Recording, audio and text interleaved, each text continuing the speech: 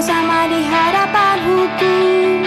Keadilan dan kebenaran haruslah ditegakkan. Wahai para penegak hukum, mengabdilah demi bangsa ini. Janganlah menyalahgunakan wewenang ada padamu.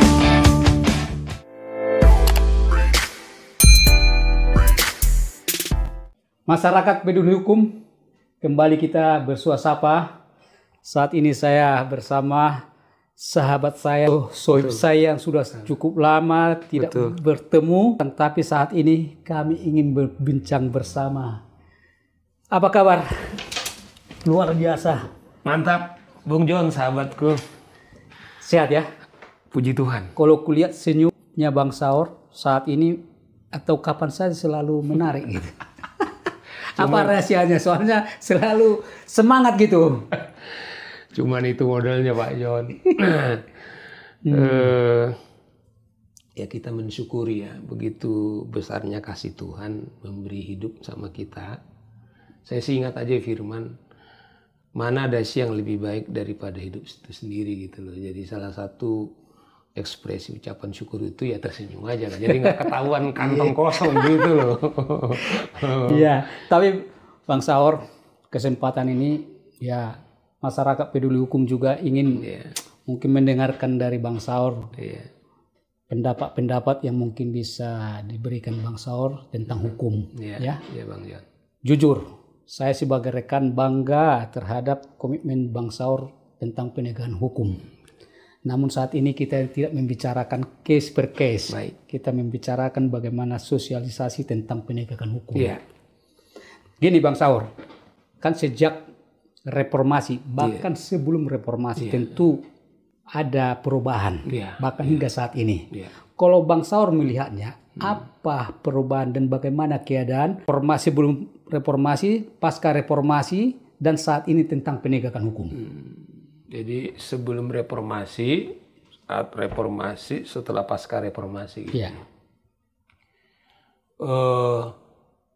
Ketika rezim Soeharto jatuh, saya sendiri harapannya sangat luar biasa pada saat itu. Karena kan salah satu agenda reformasi yang dituntut oleh mahasiswa tentang rezim Orde Baru. Kemudian supaya lengser adalah agenda pemberantasan korupsi. Nah, pada awal-awal reformasi saya masih ingat sidang. Bagaimana persidangan itu bisa berjalan transparan gitu loh ya. Kemudian para penegak hukum kemudian sangat hati-hati awalnya seperti itu. Tapi setelah reformasi sekarang ini hampir 17 tahun. Ternyata secara fundamental tidak ada perubahan yang kita lihat. Terbukti misalnya kejadian-kejadian saat ini misalnya.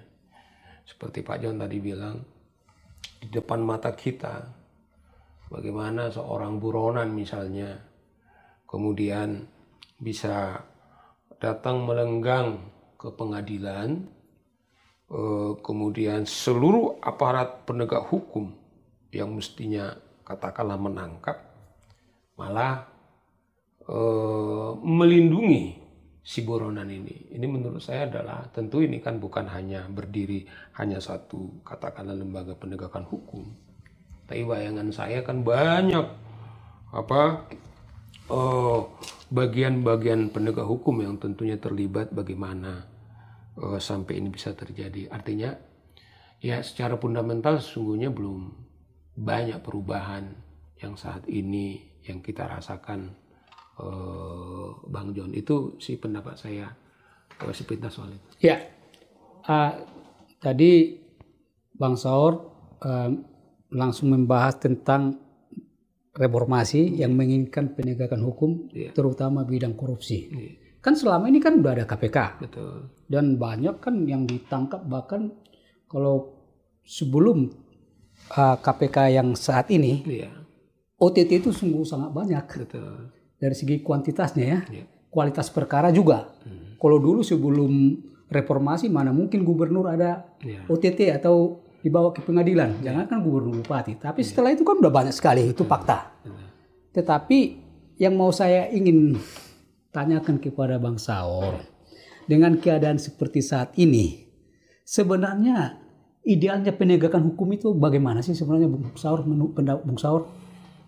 Sebenarnya Pak Bang John, kan sebenarnya harapan kita tadinya dengan KPK ini diperkuat. Saya sendiri misalnya banyak perhatian khusus memperkuat lembaga KPK misalnya. Dia itu semacam trigger mekanisme. Kalau dulu kan kita tahu persis, harus jujur lah kita mengatakan bahwa kedua lembaga, katakanlah polisi kejaksaan itu kan tidak maksimal. Dan saya kira fakta sekarang juga yang terjadi secara jiwa besar, karena itu juga kepolisian kita, polisi negara, belum maksimal. Tetapi kan kita juga prihatin, tentu enggak ada target-target seperti tadi Bang John bilang, bahwa ada menteri ditangkap, ada gubernur ditangkap. Sebenarnya kan itu mencerminkan bagaimana seriusnya sebenarnya keadaan daripada korupsi kita. Tetapi kan perjalanannya, perlawanannya sangat luar biasa kan. Bahkan kita tahu KPK yang sedemikian kuat, kemudian dilemahkan dengan berbagai cara. Setidaknya menurut saya ada 3. Revisi Undang-Undang KPK, kemudian yang kedua, kita lihat bahwa peristiwa serangan yang terjadi kepada penyidik-penyidik KPK, kemudian tidak ada perlindungan, itu juga menjadi problem kita. Jadi, tetapi menurut saya sih secara fundamental sesungguhnya problem kita bukan di infrastrukturnya. Sebenarnya ya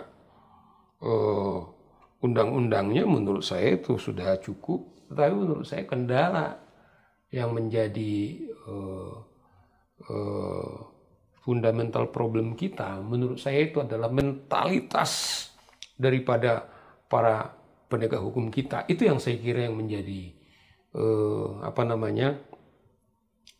kendala utama menurut saya Bang John saat ini. Saya juga ada pendapat ya yang sudah sering kita dengar. Iya. Kalau hukumnya atau aturannya pun yang kurang, kalau integritas moral penegak hukum tersebut memang dia mau mengabdi untuk penegakan hukum, justru ini lebih terlihat kualitas penegakan hukumnya.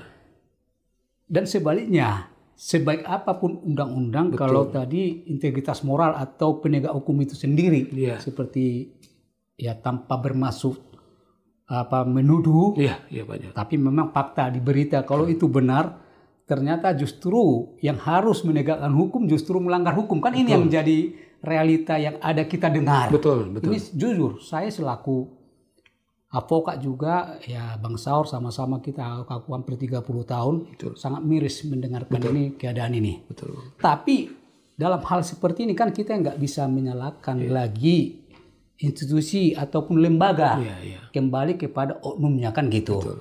Tapi menurut Bang Saur, bagaimana membenahi, harus dimulai dari mana menurut Bang Saur ini supaya kita penegakan hukum ini jangan lagi seperti ini. Dari sejak tadi reformasi kita undang-undangnya, peraturannya udah jelas, tapi tetap saja justru aparat penegak hukum diduga ikut bermain. Supaya ini lembaga ini benar-benar, kan kita ingin penegakan hukum, negara kita ini kan negara hukum.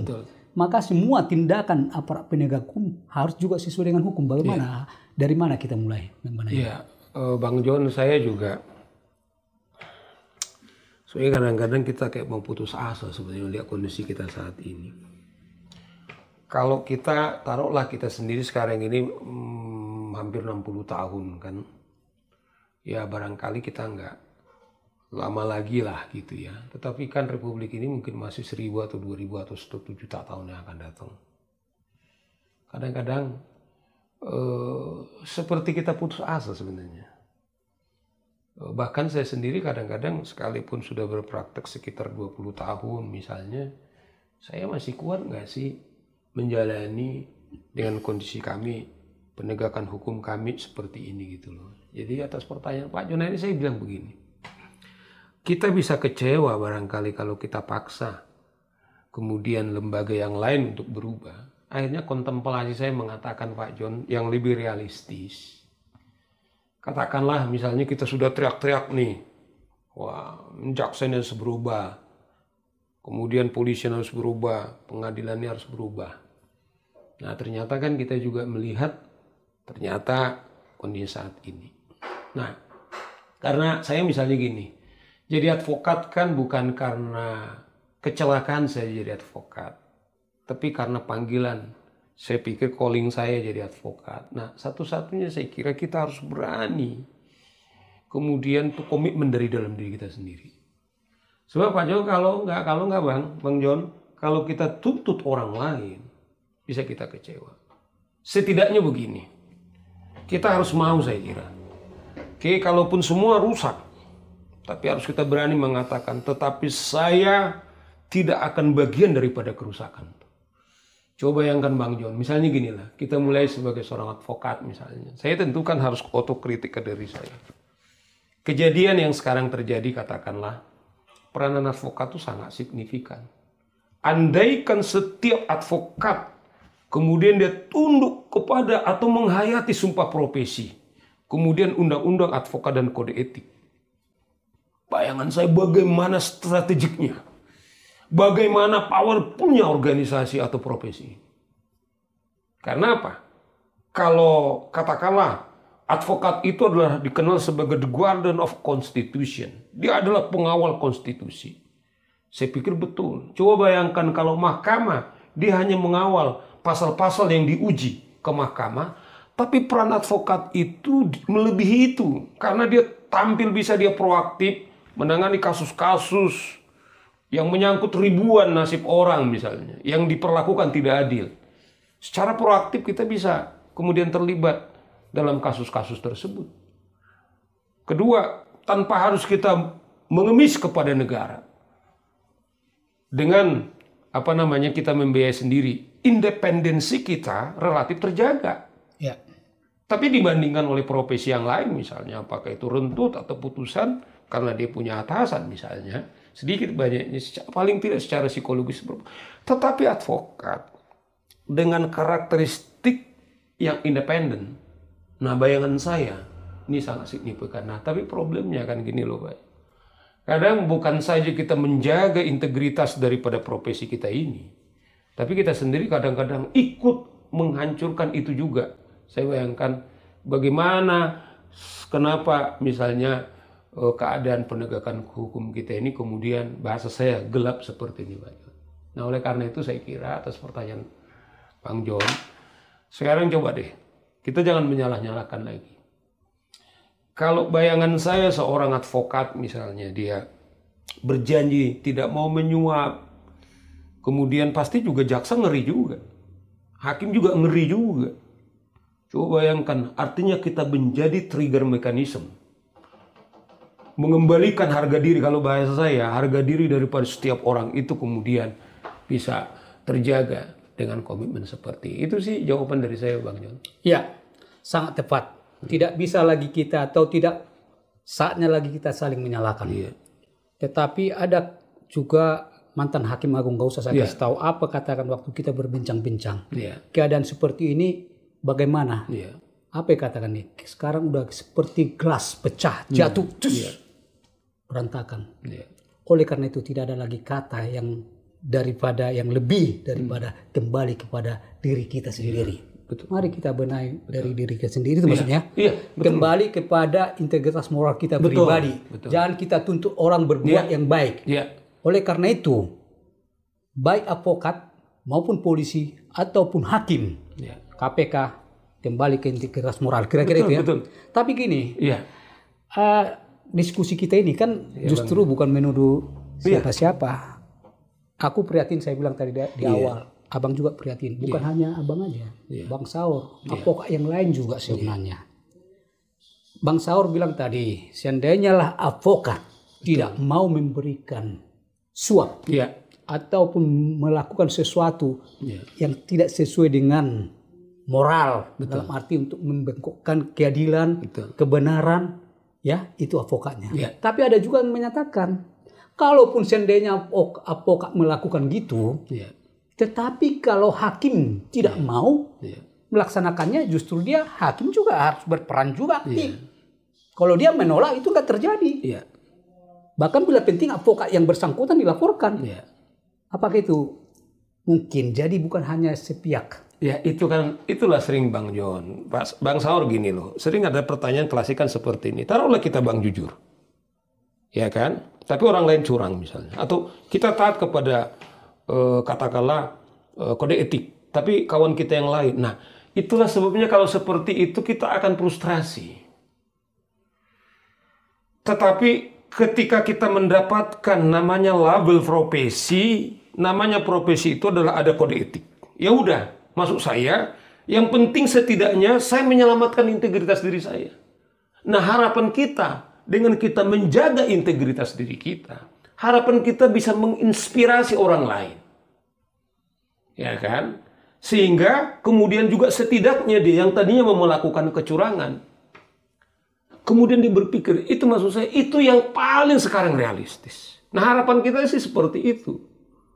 Ya dengan kita harapkan kita organisasi advokat, tentu harapan kita juga, tentu kita akan berharap Jaksa Agung juga ngomong seperti itu. Ya udah sekarang kita stop semua. Hakim Agung juga ngomong gitu, ketua hakim. Udah sekarang kita sama-sama. Tentu kan itu yang kita bilang, kita tidak mau kemudian tanda kutip mengintervensi kemudian orang lain. Tetapi pembicaraan kita ini sebenarnya spiritnya, ayo mari kita sama-sama. Gitu.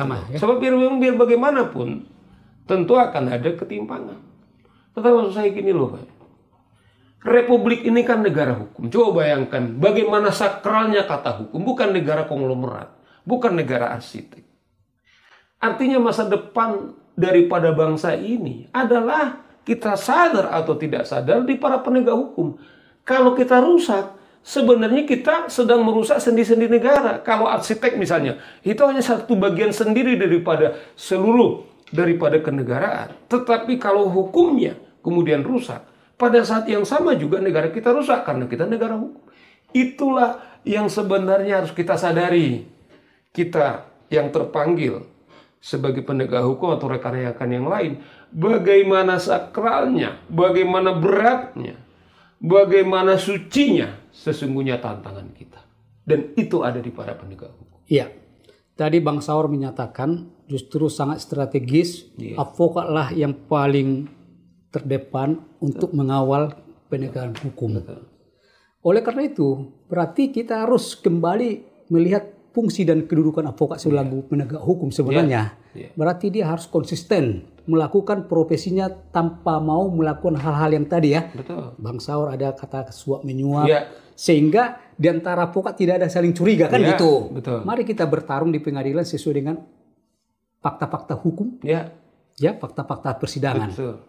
Jadi kalau memang antara sesama advokat dan hal ini juga didorong oleh seluruh organisasi advokat, saya yakin dengan adanya ancaman terhadap siapa melanggar di kode etik kan, saya yakin ada perubahan, suasana perubahan paling tidak ya. Saya nggak tahu ya Pak John ya, Bang John. Kalau seorang advokat melakukan suap menyuap, maaf ini ke diri saya, menurut saya itu lebih hina daripada seorang maling. Bagi saya loh. Alasannya apa Bang? Bayangkan dia harus dibiayai oleh orang tuanya untuk belajar kebenaran dalam konteks hukum. Dia tahu kebenaran itu. Dan dia dikasih kecerdasan untuk melatih kebenaran itu. Dan dia tahu itu dilarang melakukan. Saya bilang ini kejahatannya dia ini. Lebih hina daripada seorang pencuri. Karena pencuri barangkali dia nggak punya kapasitas intelektual. Tidak punya kemampuan ekonomi. Itulah menurut saya Bang John. Bagaimana sesungguhnya kalau kita melakukan kesalahan. Apalagi ikut suap menyuap saya bilang. Nggak bisa kita dimaafkan. Karena kita tahu itu dilarang. Gitu. Lepas misalnya katakanlah. Hubungan pertikaian kita kepada. Tapi soal janji. Kemudian etika. Kemudian sumpah kita. Cuman kan gini Bang John, inilah saya bilang kan. Kadang-kadang kan orang nggak percaya di dalam apa hidupnya. Kalau saya jujur, orang lain nggak jujur gitu loh. Nah saya bilang kalau sudah mindsetnya, pemikirannya begitu Bang John. Lah, kenapa sumpah itu demikian sakral? Berarti itulah perintah yang harus kita lakukan. Justru menurut saya, ketika kita melanggar sumpah kita itu, pada saat yang sama kita sedang mencelakakan diri kita, sedang mempersulit diri kita, sedang menghinakan diri kita. Karena kita sudah menerima dia itu adalah sebagai profesi advokat. Itu menurut saya Bang, maaf ini. Karena apa? Ini kesempatan ini menurut saya, harus kita kemukakan. Jadi berarti tidak ada alasan mencegah mereka bermain, ya aku karena ada kecurigaan, ya saya bermain juga, kan gitu. Ya, seperti yang kita katakan dari awal. Mari dari diri kita sendiri. Ya kan gitu. Nggak usah kita mencurigai orang lain. Kalaupun itu dilakukan, terserah. Terserah. Ya, karena gini Bang John, bisa kita dibohongin. Tapi ada yang tersisa Bang John. Nurani seseorang itu, andaikan dia tidak dijerat hukum positif karena melakukan suap menyuap. Misalnya temannya ketangkap kemudian syukur, ya saya nggak ketangkap. Tapi ingat, nuranimu tidak kamu bisa bohongi. Nggak tahu siapa menyelamatkan. Saya bilang, apakah Anda akan merasa tenang dalam kondisi seperti itu? Ya. Saya percaya itu. Saya percaya sekali Bang John. Ya. Boleh teman kita sedang mengalami, wah saya nggak kena. Tapi nuranimu tidak bisa kamu bohongi. Dalam kesepianmu kamu melakukan yang sama juga. Itulah yang saya rasakan. Oleh karena itu yang saya bilang. Kalau kita mau ya hidup sebagai advokat yang berbahagia, saya bilang taat kepada sumpah. Tunduk kepada kode etik. Nah, saya nggak tahu soal berkat Bang John. Ya kan Bang John bilang, Bang Saur ini ketawa melulu katanya. Berarti saya masih dapat berkat, minimal berkat ketawa gitu loh Bang John. Ya, jadi kan? kalau kita lihat pembicaraan ini bukan membanggakan Bang Saur ya. Tapi paling tidak ya, kita tidak ada rasa bersalah. Janganlah rasa ketakutan ya. Karena memang tidak melakukan hal seperti itu yang diceritakan Abang tadi Bang Saur di dalam ungkapan-ungkapannya tadi, bahwa kita memang janganlah kita melakukan sesuatu yang bertentangan dengan janji atau sumpah kita, kan gitu. Apalagi kita selaku penegak hukum. Dan negara ini memang maju. Tentu harus hukumnya ditegakkan secara benar. Saya sendiri Bang John kaget, 3 anak saya kan belajar hukum. Jujur saya bilang. Sekarang tantangan saya adalah ketiga orang ini. Yang satu dia sudah sebagai seorang advokat. Yang kedua memang dia menetap dengan suaminya di Amerika. Tapi saya bilang kalau bisa kalau kamu advokatlah di Amerika. Yang ketiga kelihatannya dia tertarik. Nah mereka ini masih berprofesi 45 tahun puluhan. Kalau mereka juga kemudian mengalami yang sama, bagaimana beratnya mereka ini. Dasar itulah kita cinta dengan negara ini. Kita cinta dengan profesi kita ini. Amin. Ayo seperti Bang Jom bilang. Kita nggak nyala-nyalakan siapa. Tapi setidaknya Tuhan kasih kepada kita bahwa kita masih bisa menjaga diri kita. Menurut saya itu yang secara realistis yang bisa kita lakukan. Percayalah saya bilang. Kalau rezeki Bang, maksud saya beginilah. Bukan berarti kita hidup muda-muda. Wah banyak kendala. Tapi yang sangat luar biasa Bang. Tetapi bukan berarti kendala banyak, tantangan banyak, nggak selalu klien kemudian lancar-lancar. Tetapi tidak dengan sendirinya kemudian kita menderita. Tetap aja kita menakmak satu sukacita, tetapi lebih dari itu kita punya kebanggaan kepada profesi kita. Enggak, saya tidak mengatakan, wah Bang Lam itu karena mulus-mulus, enggak. Tetapi ada kebanggaan, ada kepuasan, ada kebahagiaan ketika kita menjalankan profesi itu. Itu yang saya rasakan. Saya tertarik karena berbicara anak tadi. Berarti ya mewakili daripada kalangan muda sekarang. Betul. Kan gitu ya. Karena ini kita kan sudah hampir ya puluhan tahun lah berprofesi. Tentu untuk merubah ini nanti sampai kepada ya bisa katakan seperti tadi idealisnya untuk penegakan hukum mungkin ke kalangan muda ini. Betul. Ada nggak pesan-pesan Bang Saur untuk calon-calon advokat muda atau penegak hukum yang berprofesi rencananya atau cita-citanya di bidang hukum apa? Kira-kira saya juga selalu, kan saya kan ngajar juga Bang John. Saya selalu bilang, kenapa sih kalian masih berani menjadi advokat lagi sih gitu. Tapi jangan salah pengertian ya, tidak ada maksud saya menghina gitu. Tetapi saya bilang gini,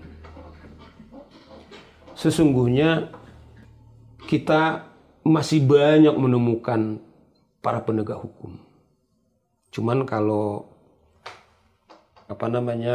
ada seorang ahli mengatakan, tetapi yang kita butuhkan adalah advokat yang berhati advokat, jaksa yang berhati jaksa, hakim yang berhati hakim, polisi yang berhati polisi. Maksud saya gini Bang John, sering kita sebenarnya hanya label kita saja penegak hukum advokat, tetapi sesungguhnya hati kita nggak di sana. Jadi kalau kaum muda juga, siapa yang sekarang mau jadi sangat mulia, jadi advokat, coba bayangkan tanpa ada advokat.